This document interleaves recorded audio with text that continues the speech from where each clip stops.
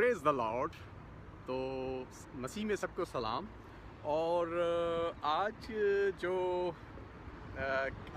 دنیا کا جو ایک جو ٹارگٹ ہوتا ہے وہ رش اور جلدی اور بیداری.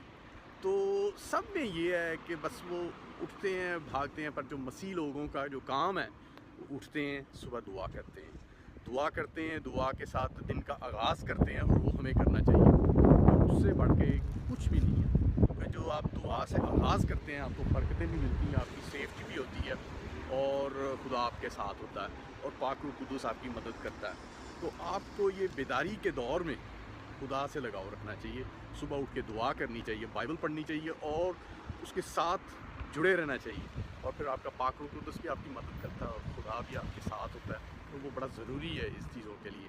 تو دوستو، اس وقت میں جو بالکل ہم قیامت کے جو ایک باؤنڈری ہے اس کو کراس کر کے اس میں چل رہے ہیں، وہ کسی بھی ٹائم جو خدا کی مرضی سے جو اینڈ آف ٹائم آئے گا وہ کسی بھی ٹائم ہو سکتا ہے. تو اس لیے سب سے ضروری ہے کہ آپ خدا کو مد نظر رکھیں، بائبل کو پڑھیں، اور خدا کے ساتھ سلسلے رہوں، وفادار ہوں. کیونکہ جو یہ وفاداری ہے یہ آپ کو اس منزل تک پہنچائے گی جس کی آپ کو تلاش ہے. تو دوستوں اور بھائیوں، سب کو آپ کو چاہیے کہ خدا سے وفادار رہیں، کیونکہ جو خدا کی وفاداری ہے وہ ہمیشہ تک ہے. شیطان تو ہمیں جو دنیا میں بھٹکاتا ہے اور جو برے کاموں کی طرف لے کے جاتا ہے، اور ہمیں اس سے بچنا بھی ہے، اور اس سے بچ کے چلنا ہے، اور خدا کے جو حکم ہیں ان پہ عمل کرنا ہے. کیونکہ اس سے جب آپ عمل کریں گے، اس پہ چلیں گے، تو آپ سب کچھ پائیں گے. تو اگر آپ اپنی زندگی میں کوئی پرانی زندگی میں آپ چلتے رہیں گے اور خدا سے دور ہو جائیں گے، تو وہ آپ کے لیے بہت ہی جو برا ہے. کیونکہ اس زندگی میں جب آپ خدا کے ساتھ چلیں گے، خدا کی وفاداری میں رہیں گے، تو آپ سب کچھ پائیں گے. اگر آپ وفاداری میں نہیں رہیں گے تو آپ شیطان کے چنبل میں رہیں گے. شیطان کا چنبل ایسا ہے کہ جو آپ کو خدا سے دور لے کے جاتا ہے. اور خدا جو شیطان کے جو ہتھ کنڈے ہیں اس نے آپ کو بہت مصروف کر دیا ہے. آپ کو کہا ہوا ہے کہ آپ کو بزی سے بزی جائیں، پیسے کو بنائیں، یہ کریں وہ کریں.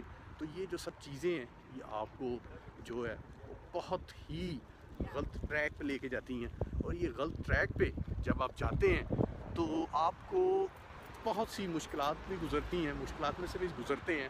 پر جو ایک خدا کا جو ایک کلام ہے وہ آپ کے لیے اس اندھیرے میں روشنی ہے، وہ روشنی سے اجاگر کر دیتا ہے، اور وہ آپ کو برے کاموں سے، گناہوں سے بچاتا ہے. اور جو آپ اس چیز کو نہیں فالو کرتے تو آپ اسی ٹریک میں پھنسے رہتے ہیں، اور وہ ٹریک بہت ہی ڈینجرس ہے سب کے لیے.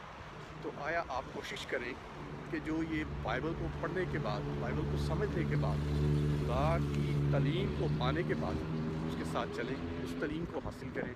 اس تعلیم کا جو ایک سب سے بڑا جو پھل ہے کہ خدا سے جب آپ وفادار ہوتے ہیں اور جب خدا کے ساتھ آپ چلتے ہیں تو پھر آپ برکتیں، بلیسنگ اور خدا سے وفاداری چلتی ہے. اس وفاداری کا انعام جو آپ کو زندگی کا تاج ملے گا، اور وہ تاج جو آپ سوچ بھی نہیں سکتے.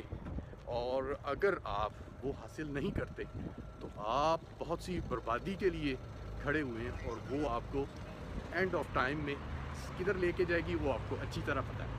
وہ آپ کو آگ کی جھیل میں لے کے جائے گی. اور اگر آپ خدا کے ساتھ وفادار رہتے ہیں تو آپ ہمیشہ کی زندگی پائیں گے، زندگی کا تاج پائیں گے. اور یہ آپ کے لیے سوچنے کا سبب ہے کہ آپ کیا چاہتے ہیں، کیا پاتے ہیں.